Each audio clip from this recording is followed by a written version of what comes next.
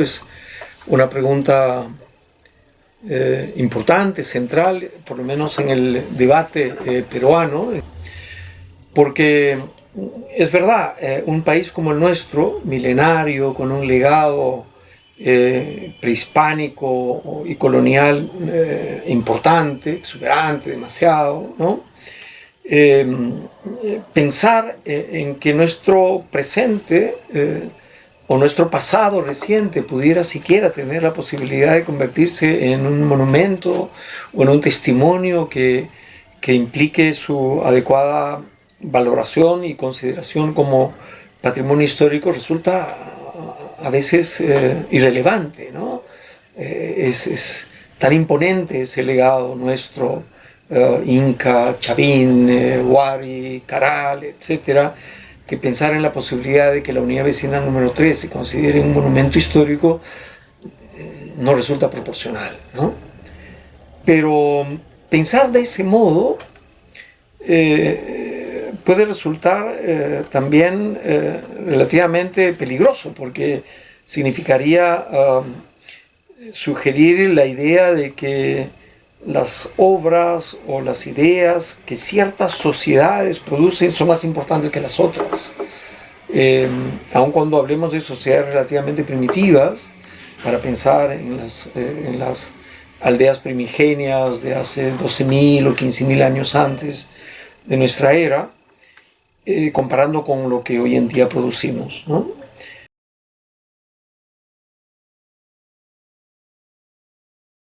Yo soy de la idea de que todo aquello que produce el ser humano, cultivado, analfabeto, obrero, burgués, rico, humilde, poderoso, etc., siendo testimonio humano, ya de por sí forma parte de aquello que de una u otra forma las sociedades del presente y del futuro deberían preservar, deberían poner en valor. Los arqueólogos lo tienen súper claro cuando estudian sociedades prehispánicas o coloniales.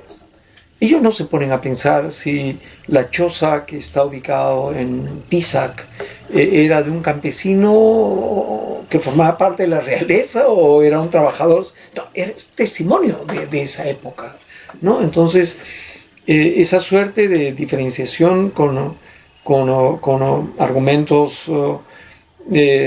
no históricos, digamos, puede resultar complicado. Pensando de esa manera, entonces yo estoy totalmente de acuerdo en que esto que llamamos arquitectura moderna, o incluso específicamente los testimonios del llamado movimiento moderno y su réplica en países como los nuestros, forman parte de la experiencia humana, para empezar, en general, de la sociedad peruana en particular, y de ciertos sectores de nuestra sociedad que han producido ese tipo de arquitectura. Es verdad, no todo lo que se ha producido puede ser sometido a una valoración para su consideración como patrimonio, pero tengo la impresión de que algunos de esos elementos, por su densidad, por su significado, por su empatía social, o porque está identificado con algún suceso histórico, o porque en ese edificio, en ese conjunto habitacional, sucedieron cosas importantes para la historia política, económica, social, cultural del país, deberían ser de algún modo objeto de un cierto nivel de preservación, valoración y eventualmente su calificación de monumento histórico por el Ministerio de Cultura, porque no siendo incluso esta designación una garantía de que no se destruya, pero por lo menos queda el consuelo de que en algún momento recibió una especie de condecoración que garantiza un reconocimiento público, ¿no?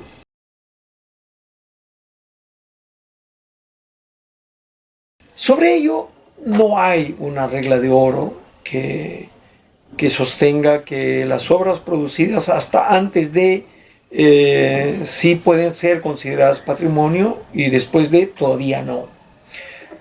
Los historiadores consideran a veces 30 años como un periodo en el que un sujeto no se siente parte de un contexto histórico en el que él sienta que ha sido actor, testigo o participante. Eso teóricamente le permitiría tener una especie de distancia crítica del fenómeno para historiar con cierta objetividad ese fenómeno, ese suceso. 30 años. Puede ser ese un tiempo que se considere factible para poner en valoración productos culturales y ubicarlos en una especie de Olimpo, panteón de obras importantes en nuestro país. La verdad, no tengo la seguridad del caso. Yo creo que tampoco el asunto es como de matemáticas, porque puede haber la presunción de que una obra tiene un altísimo valor, que está en un inminente riesgo de ser demolido, colapsado, y siendo conscientes de que eso efectivamente tiene un valor, aun cuando de pronto estamos hablando de una distancia de 10 años o 20 años, yo creo que incluso son cosas que tienen que ser valoradas, ¿no? Incluso con obras contemporáneas, que por el arquitecto o por el urbanista que lo hizo, porque todo el mundo sabe que son cosas que de pronto son importantes, van a de una u otra manera terminar en un espacio de valoración significativa. Todos sabemos que películas que ganan los premios Oscar o cuadros de artistas importantísimos, no pienso en Tola o pienso en Llona o en Ramiro Llona o en muchos otros, sabemos que su obra ya de por sí tiene un valor histórico que tiene que ser casi una especie de permanente protección. En arquitectura yo creo que pasa lo mismo también.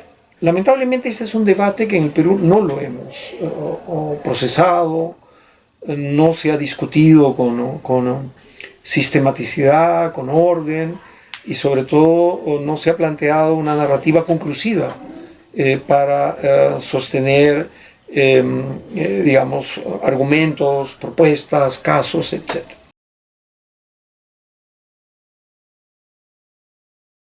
Pero tampoco no es que no se haya hecho nada. En verdad hay que reconocer que hay colectivos de arquitectos. Docomomo es una organización de arquitectos peruanos y que estamos muy preocupados por la arquitectura moderna como patrimonio, es un caso.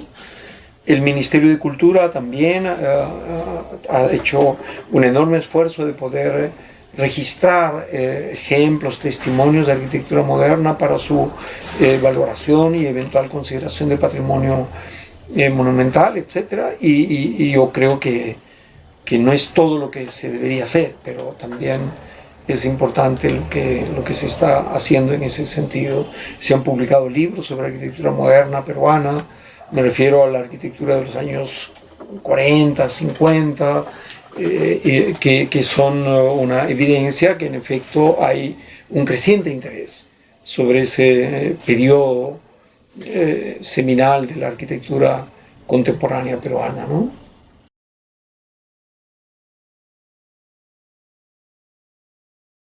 Creo que sobre el particular, si uno hace o plantea una mirada más microscópica del fenómeno, la realidad no es tan dicotómica, ¿no? Entre antiguo, moderno, y esta idea que es un prejuicio deleznable, que ya no sostiene ninguna digamos, realidad de que la arquitectura moderna en el Perú habría surgido en 1947, el día que se publicó el manifiesto de la agrupación Espacio, y eventualmente la unidad vecinal número 3 como el gran, digamos, testimonio que da origen a la arquitectura moderna.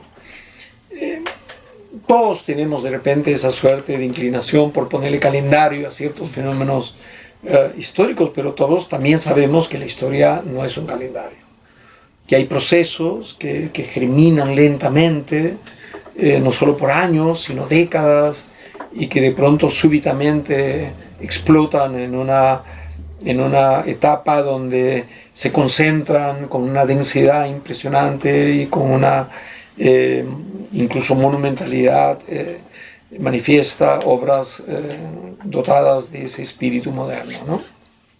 Y en el Perú ha pasado lo mismo. Yo creo que eso es así. Eh, y sobre ese tema, yo estoy persuadido a pensar que de cara a toda esta reflexión que hoy en día se plantea sobre el Bicentenario, y que nos permite de pronto empezar a mirar qué pasó en el XIX, qué pasó en el siglo XX, reconocer que también tenemos un prejuicio que a estas alturas resulta francamente insostenible, ¿no? Que el siglo XIX republicano es un siglo oscuro, gris. Es verdad, está cargado de episodios dramáticos y penosos como la ominosa pérdida en la guerra con Chile, el militarismo de la República Temprana que vivió o que sometió a nuestro país en un periodo de caos, anarquía, retracción económica, colapso material en todo sentido, y que también es un siglo donde la corrupción se hace endémica y sistémica, como en el periodo de la República del Guano. Pero no obstante ese prejuicio, una mirada más profunda, menos prejuiciosa del siglo XIX, nos revela un periodo, es verdad, difícil, pero con una cantidad enorme de iniciativas que nos revelan un periodo donde no solo una cantidad enorme de gente, intelectuales, obreros, políticos, intentaron construir un país.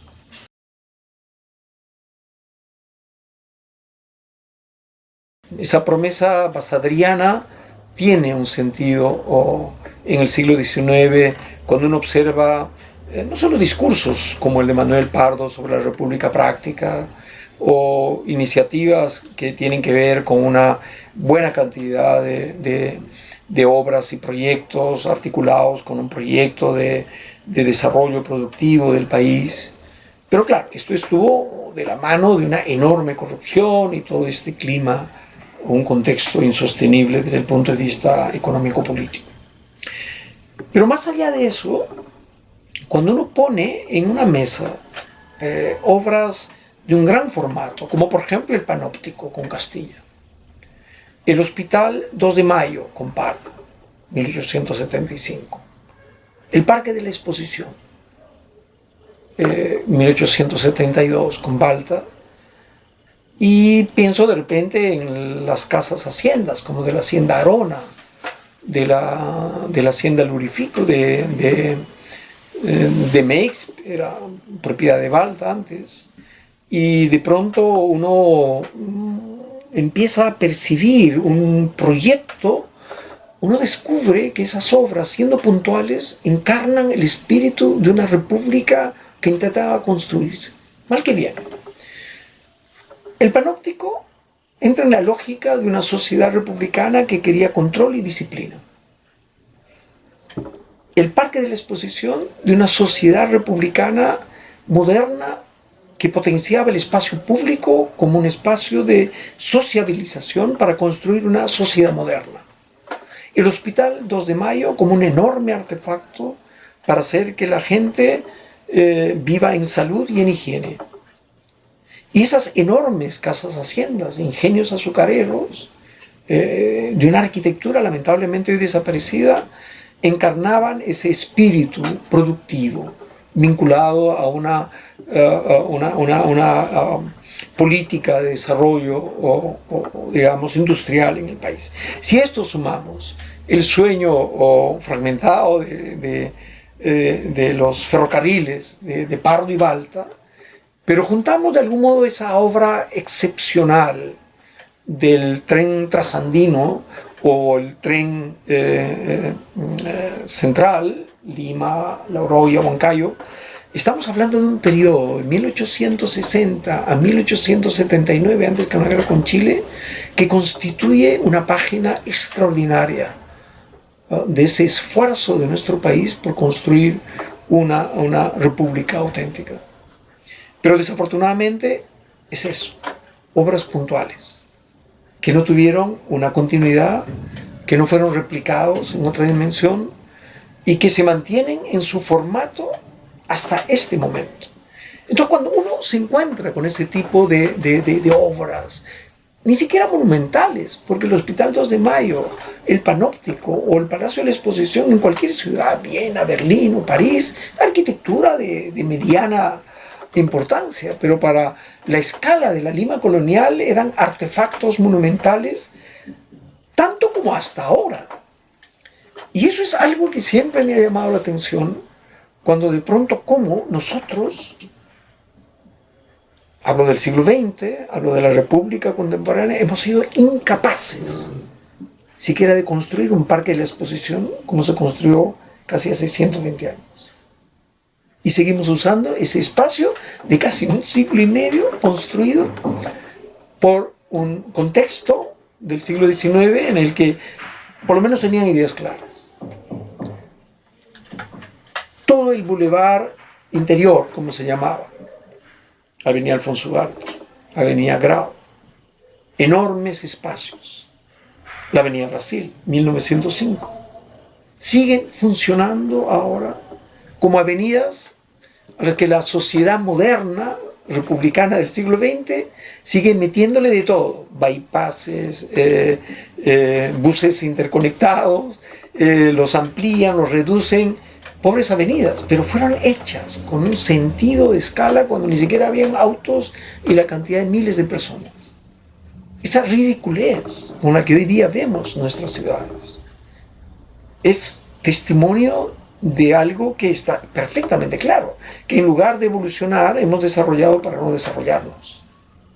Porque no es posible que una avenida Brasil en pleno siglo XX se haya construido con el ancho que se ha construido, con veredas de 4 metros de ancho para paseos urbanos, para que la gente camine tranquila y pueda disfrutar de la ciudad, con unas calzadas para automóviles que en ese tiempo no existían.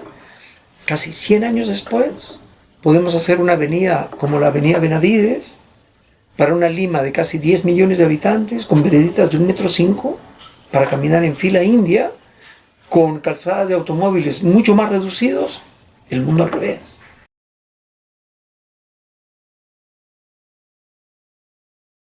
Yo estoy totalmente persuadido que nuestros próceres republicanos del siglo XIX, con esta idea de república práctica, de modernidad auténtica, tenían las cosas de repente mucho más claras que nosotros, ¿no? Y eso al margen de las implicancias económicos, sociales o políticas, ¿no? que se plantearon. Pero está claro que para mí esa modernidad práctica del XIX me parece mucho más, entre comillas, auténtica que la modernidad retórica desarrollada a partir de los años 40 del siglo pasado en discursos o narrativas como las que hemos estudiado siempre como la vanguardia moderna de la arquitectura peruana, ¿no?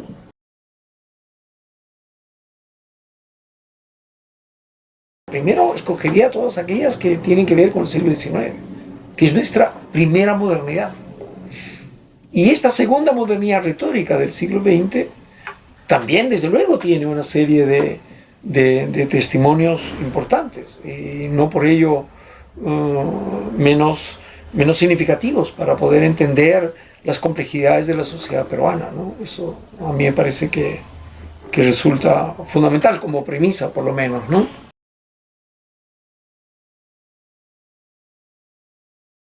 Bueno, yo creo que la revisión del directorio o el catálogo de obras consideradas por el Ministerio de Cultura como patrimonio, pasa lo que pasa con las antologías. Nunca uno está contento y nunca uno está satisfecho. Están todos los que no están o no están todos los que deberían estar. Siempre será un punto tensional, un tema de conflicto y siempre será así. Porque finalmente cuando uno selecciona ya entra en un campo pantanoso, porque eso implica subjetividad, intereses culturales, intereses de clase incluso, preferencias de quiénes son los que generan esa suerte de catálogos o cosas por el estilo, ¿no? Viendo eso desde esa perspectiva, Carlos, yo pienso que hacerse una pregunta puede ayudarnos a entender esto que estoy tratando de señalar. Cuando uno lee esa lista y antes que concentrarse en lo que está ahí, nos concentramos en lo que no está ahí, nos vamos a dar cuenta de que hay una cantidad de hechos faltantes, de obras ausentes, de obras que a todas luces merecerían estar ahí. Pero claro, como estoy tratando de decir, unos podrían decir, no, esto sí, nosotros esto no, y efectivamente eso no hace sino reflejar la pugna social, cultural que en toda sociedad existe. ¿No es verdad?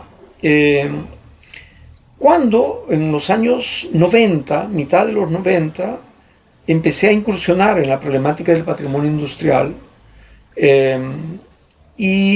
tuve un interés particular en el estudio del barrio obrero del Frigorífico Nacional del Callao, un barrio que empezó a construirse durante Leguía en 1928.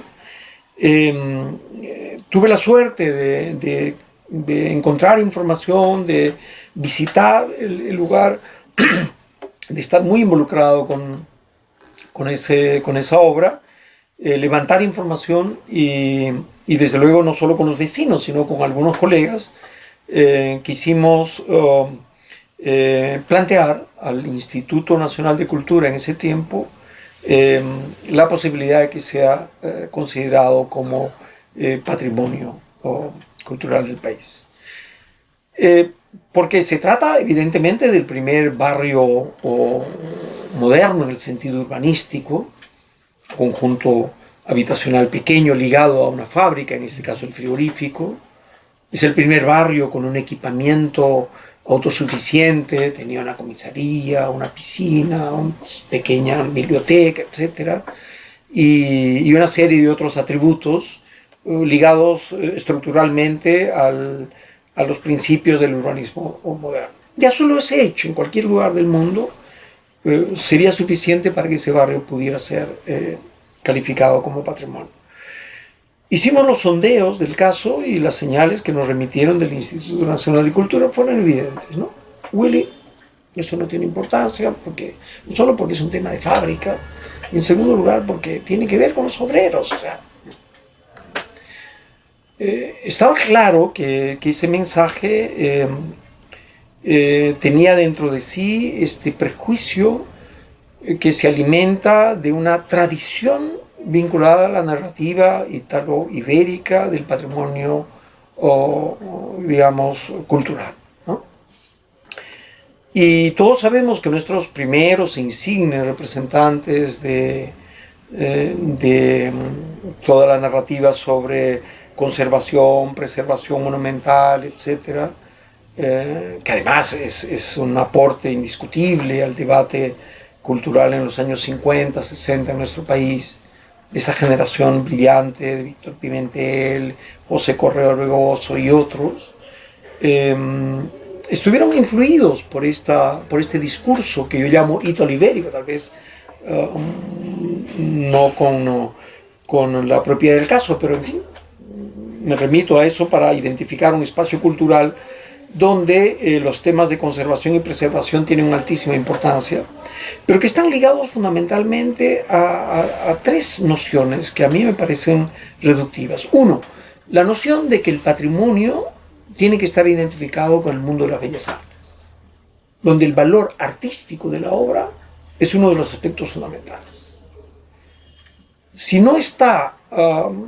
esa obra no está nutrida de esos valores artísticos que considera, entre comillas, las bellas artes, evidentemente ya esa obra no necesariamente podría ser considerado como parte de una declaratoria patrimonial. En segundo lugar, la idea de que el patrimonio es un patrimonio que por esta razón de exclusividad artística solo podría haber sido hecha por las élites económicas, sociales, políticas, religiosas y militares. Es decir, solo los ricos, los militares, o los religiosos son capaces de producir obras con esas características. Ergo, todo lo que no es eso está desprovisto de valor artístico, no tiene la importancia o la monumentalidad que una obra podría requerir para ser vista y resaltada, etc. Por lo tanto, las casas de obreros, las fábricas, las casas de los campesinos, los barrios obreros, todo aquello que tiene que ver con la arquitectura y el urbanismo de la sociedad civil y productiva están desprovistos de esos valores. Por lo tanto, ya ni siquiera hay que mirar. Ese es un prejuicio, ¿es verdad? Y el otro prejuicio tiene que ver un poco con lo que había dicho al principio, que solo aquellas obras que están cada vez más lejanas en el tiempo tienen más valor que las que están presentes. Entonces, claro, en un país como el nuestro, tenemos Machu Picchu, Chan Chan, el Damero de Pizarro, etc., barrios contemporáneos del siglo XX y encima barrios obreros, es evidente que eso no tiene ninguna posibilidad siquiera de ser valorado como testimonio histórico importante, ¿no? Y yo creo que ahí están un poco los prejuicios por los cuales tenemos una mirada prejuiciada, discriminatoria, excluyente de todo aquello que tiene que ver con ese patrimonio, que al final de cuentas es el 80% de cualquier ciudad, ¿no es verdad? Y ahí me parece que efectivamente hay mucho que trabajar, mucho que hacer y entender, ¿no? Para por lo menos tener una suerte de registro patrimonial democrático, inclusivo, donde todas las sociedades estén representadas, todos los grupos sociales, todas las regiones, con la arquitectura sofisticada o rudimentaria que se haya hecho, con la arquitectura académica o popular que se haga, porque independientemente de que sea arquitectura o no arquitectura, son testimonios del trabajo humano.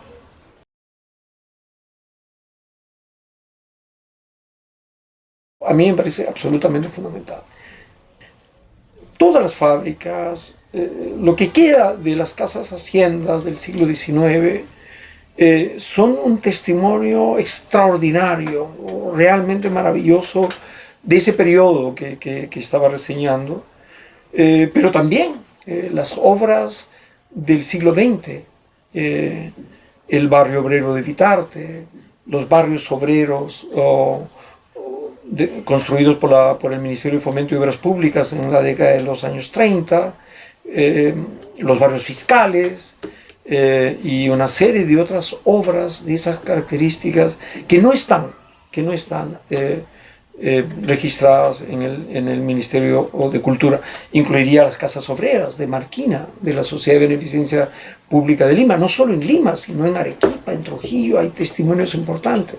Para no hablar de las casas maravillosas de las hidroeléctricas, ¿no es cierto?, en Cusco, en la cadena de canales aquí en la cuenca del río Rímac y en otros lugares, y los campamentos petroleros, mineros, azucareros, ese es el país productivo, ese es el país de los obreros, ese es el país de la modernidad. No en vano el norte peruano, desde el siglo XIX y gran mitad del siglo XX, era la porción más moderna de nuestro país, porque ahí había un germen de una sociedad productiva, industrial, ¿no? Son temas que espero puedan en el futuro los arquitectos incorporar en su narrativa y convertir en un discurso optimista, crítico de lo que se hizo, de lo que se está haciendo y lo que hay que hacer en el futuro, ¿no?